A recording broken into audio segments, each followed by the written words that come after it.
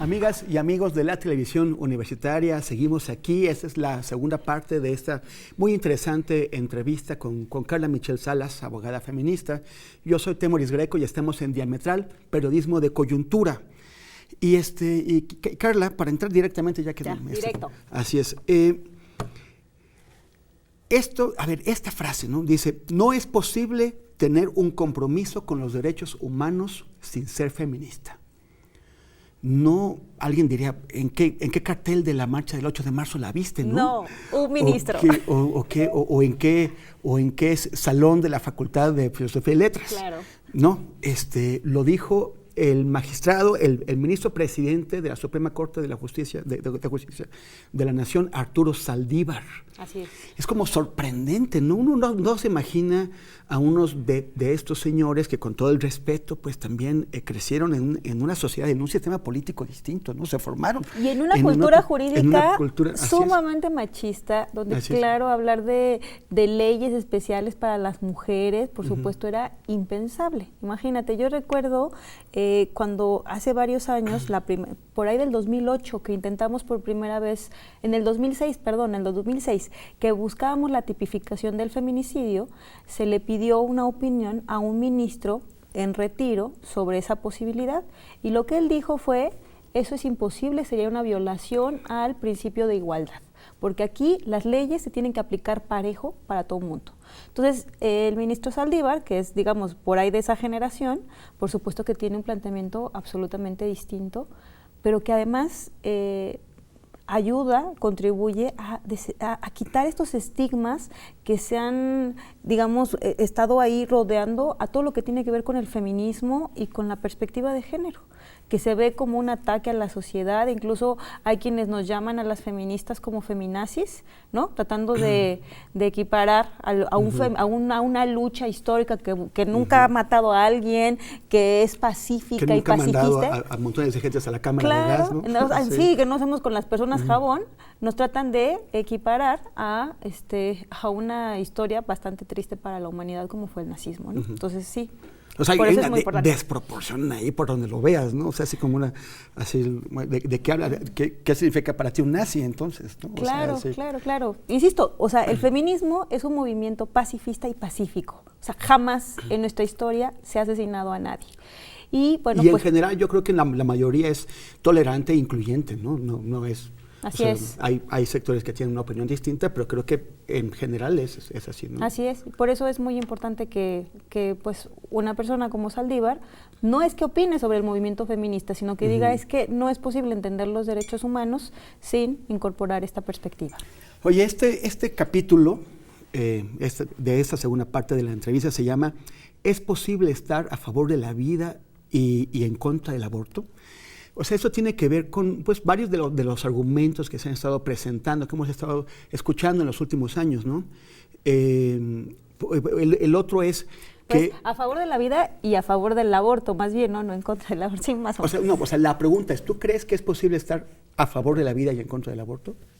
Bueno, primero decir que creo que el debate sobre el aborto, o sea, tenemos que alejarnos un poco de las posiciones personales en términos morales, en términos religiosos. Eso es muy importante, porque si no, no podemos dar argumentos. Es decir, si nosotros pretendemos tener un debate con argumentos que implican necesariamente proporcionar razonamientos, pues no lo podemos hacer desde la creencia. Es decir, si mi religión me dice que la vida inicia desde el momento en el que un espermatozoide entra en el óvulo, pues entonces todo lo demás yo lo considero aborto, pues bueno, va a ser muy difícil, ¿no? Entonces tenemos que ocupar, digamos, la parte científica y no pensar que la vida, que cualquier célula que tenga vida en automático es persona, que eso también me parece importante, ¿no?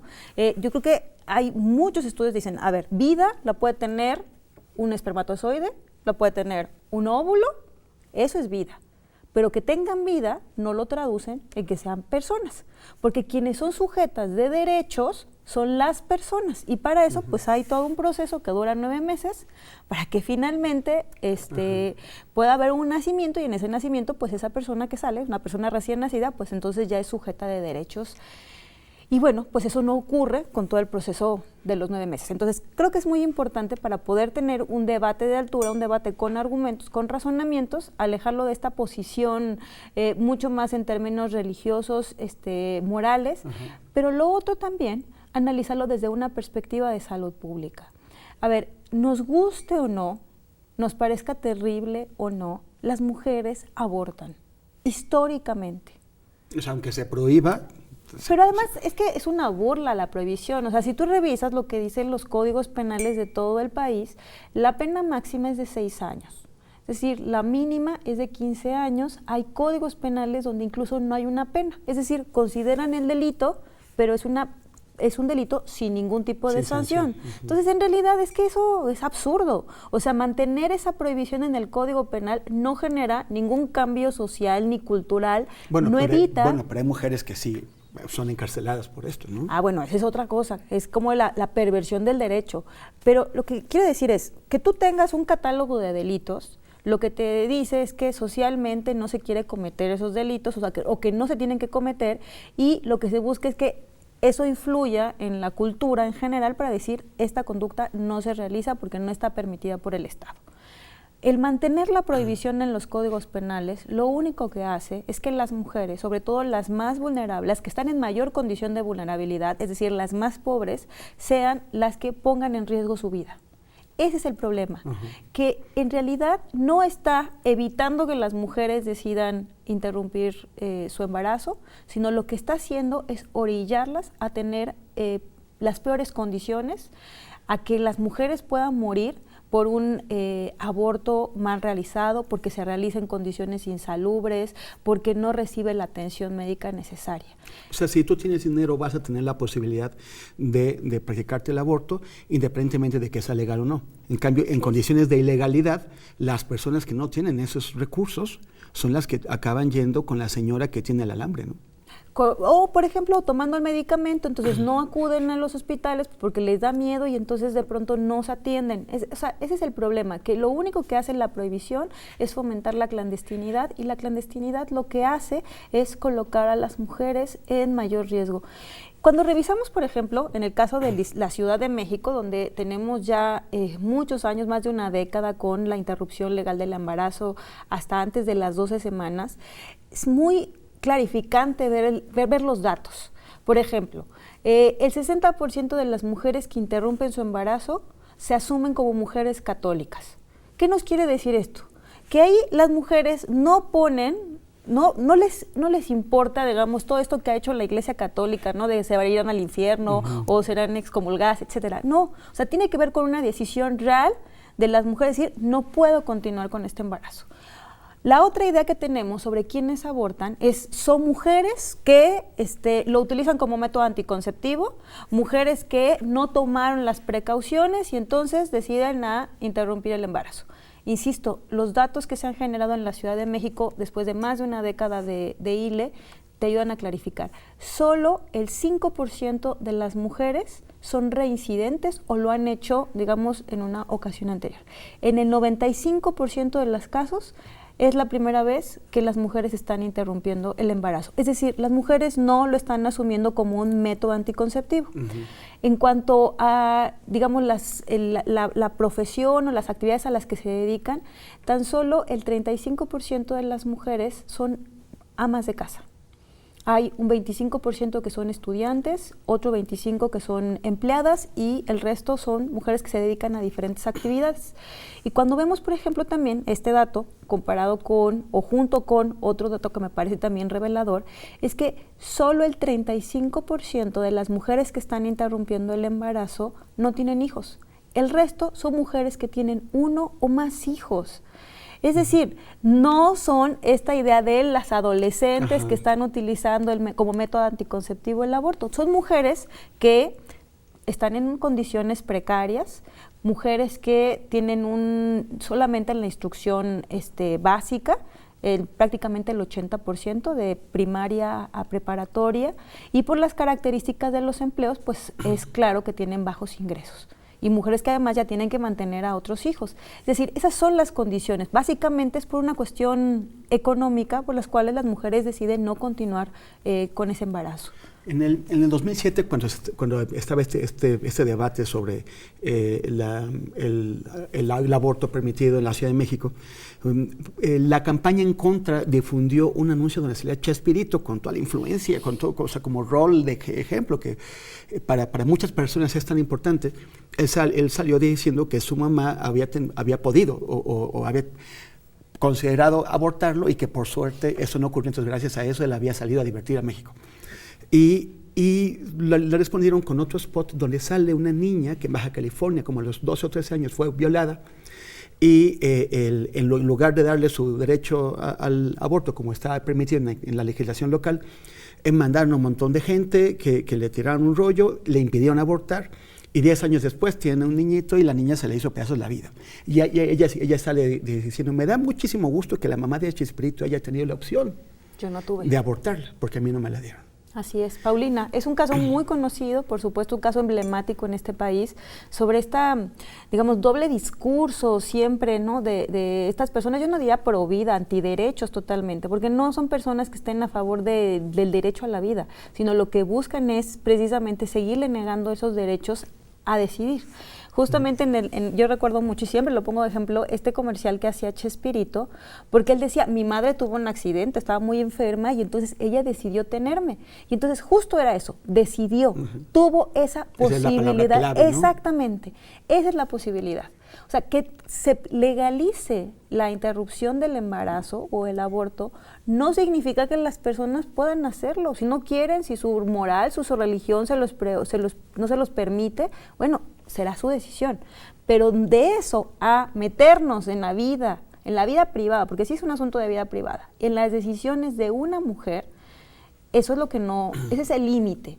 Entonces ahí tendría justo que el Estado garantizarle a esas mujeres, a esas niñas que están embarazadas, la posibilidad de interrumpir el embarazo. Eso es algo que tiene que estar presente, que además ya garantiza la legislación, por lo menos en los casos de violación, que en el caso de Paulina, pues lamentablemente no se le garantizó ese derecho. Así es. Como dice un cartel que tiene una amiga mía en su casa, muero por sacar tu moral de mi vida. Totalmente.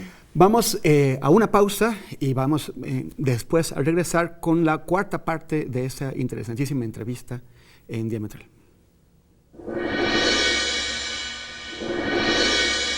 Estamos de vuelta en Diametral, Periodismo de Coyuntura. Soy Temoris Greco y estamos conversando con Carla Michelle Salas, una abogada feminista que ha representado varias cosas interesantísimas, como por ejemplo a Dafne en el tema de los porquis. El caso Campo Algodonero, el caso de las víctimas de la Narvarte y un montón, porque en realidad estás casi como en todo lo que veo que pasa. Aparecen David, tu hermano Luis Ángel y tú del Grupo de Acción en Derechos Humanos y Justicia Social. Más o menos, por ahí Por ahí va. Por ahí va. Oye, hace unos días salió un estudio de la Organización Mundial de la Salud.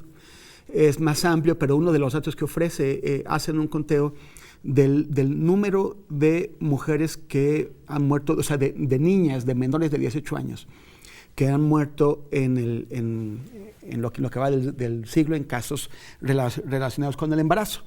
Hay un número de niñas que murieron porque siguieron con su embarazo, y el número de niñas que murieron por aborto es la mitad de ese número. O sea, la incidencia de muerte es mucho mayor en aquellas niñas que, a pesar de no tener las condiciones físicas de desarrollo de su cuerpo para proseguir con el embarazo, son obligadas o deciden hacerlo, no sé, pero finalmente son las que acaban muriendo, ¿no? No, son obligadas, o sea, una niña, pero además, digamos, que hay atrás de esos embarazos. En el caso de las niñas es clarísimo, ellas no pueden consentir, entonces son casos de violación. Todos los casos de niñas embarazadas. Digamos, ahí lo preocupante es cuando su cuerpo no está... O sea, si una menor de 18 años sale embarazada, es porque hubo una relación sexual ilegal en donde hubo un abuso por parte de... En el caso mexicano hay una excepción, eso podría ser, digamos, en Estados Unidos. En el caso mexicano, generalmente lo que te establecen es la edad de consentimiento. 16. No, 13 años, 15 años, sí, es terrible, pero bueno, entre 13 y 15 años. Entonces, si tú tienes... ¿Cómo entre 13 y 15? O sea, depende de cada entidad federativa, pero son entre 13 y 15, oscila más o menos esa es la edad de consentimiento. Entonces, si hay una niña de 13 años o menor, dependiendo de la entidad, pero generalmente son niñas de 13, 14 años que están embarazadas, lo que hay atrás es una violación. De hecho, donde se está concentrando los embarazos son de niñas de 12 a 10 años. O sea, es clarísimo que hay ahí un tema de violación que se ha dado en el propio hogar, que ese también es la otra parte, ¿no? O por personas conocidas, y que pues son niñas que, aunque tienen la posibilidad, cuando tienen este derecho de interrumpir ese embarazo, pues las autoridades, tanto del sector salud como de las propias fiscalías, no les dan esa posibilidad, ¿no? Y prácticamente las obligan a ser madres. A mí me parece tan contradictorio. O sea, son niñas que si quieren buscar un trabajo, no pueden trabajar legalmente, porque son niñas. Tampoco pueden votar. No pueden votar, no tienen un montón de derechos, pero prácticamente lo que le dice la sociedad es, tú tienes que ser madre, ¿no? Y el Estado, lamentablemente, tienes que ser madre. O sea, no tienen derecho o no tienen la posibilidad de acceder a otros derechos, pero sí son obligadas a ser madres. O sea, esa es, digamos, parte de las contradicciones y de este doble discurso que hay siempre. Por eso digo, son de los grupos antiderechos, no, porque no tienen nada que ver con el tema de la vida, porque si no les preocuparía la vida de esas niñas, la vida de las mujeres que todos los días se están perdiendo por abortos mal practicados o por estas condiciones tan terribles que son obligadas por parte del Estado, ¿no? Entonces sí, ese es un tema preocupante, ¿no? El tema de las muertes de niñas, de mujeres por esta falta de servicios. Por eso no solamente hablamos de la despenalización del aborto, sino de la legalización. O sea, el Estado tiene que generar todos estos mecanismos. Y alguien puede decir... Como en la Ciudad de México. Claro, y alguien puede decir, oye, pero ¿qué pasa, por ejemplo, con como médico, como enfermera, como médica, si yo... mi conciencia no me permite realizar este tipo de procedimientos? Bueno, pues sí, tienen derecho a objetar conciencia, pero nuevamente ahí surge la obligación que tiene el Estado de reemplazar al médico. Exactamente. O sea, tú no puedes obligar a un médico a practicar un aborto. Claro, no pero sí tienes la obligación de proveer ese servicio. Por supuesto. Entonces tienes que ver quién se va a ocupar. Exactamente. ¿No? Y ahí también, yo por eso digo que siempre el tema de los datos nos ayuda mucho. En el caso, por ejemplo, de la Ciudad de México, que es lo que tenemos más documentado, el 70% de las interrupciones que se han practicado, el 70%, que es altísimo, se ha hecho a través de medicamento, es decir, no hay una intervención quirúrgica. Eso reduce muchísimo el riesgo tanto para la mujer o para la joven que está realizando el procedimiento, y por supuesto que tampoco tiene que ver con la intervención instrumental directa por parte del médico o la médica. Eso incluso te genera muchísimos menores objetores de conciencia, porque tú lo que le estás diciendo a esa mujer o esa adolescente o esa niña es: tómate el medicamento en tal dosis, colócalo de tal manera y ya. Y únicamente hay que darle seguimiento. O sea, es un procedimiento que en realidad puede ser muy sencillo, si se realiza con base en derechos, con base en protocolos y en los tiempos indicados. La secretaria Sánchez Cordero, ella dice que ella no está de acuerdo con el aborto, pero tampoco está de acuerdo con criminalizar a las mujeres, ¿no? Y entonces que por lo tanto está a favor de la legalización del aborto hasta 13 semanas, 12 o 13 semanas. ¿Tú qué opinas al respecto de esa postura? O sea, ¿cuál es tu legislación ideal al respecto de la interrupción del embarazo? Bueno, primero voy a hacer una anotación de verdad, porque a mí me parece que la declaración no la está haciendo, o sea, no la está haciendo Temoris, no la está haciendo Carla, o sea, la está haciendo la mujer que ocupa uno de los cargos más importantes en el Estado mexicano. O sea, es la segunda a bordo del presidente de la República. Por lo que te causa gracia lo que dijo. No, me parece maravilloso. O sea, es una mujer que además, claro, o sea, lo puede decir ella con toda claridad y enfrentarse a todos estos grupos antiderechos.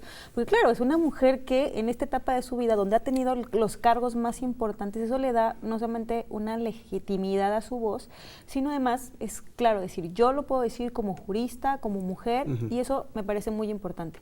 O sea, yo no conozco una declaración tan contundente como la que ha hecho la ministra Sánchez Cordero, o sea, en los años, en toda la historia de México. O sea, que alguien se pronuncie de esa manera tan contundente a favor de la interrupción legal del embarazo, en este país no se había visto. Sobre todo cuando tienes a un presidente que de pronto dice algunas cosas, de pronto no, los quiere someter a votación. Por eso yo creo que esta declaración de la ministra tiene un peso muy importante.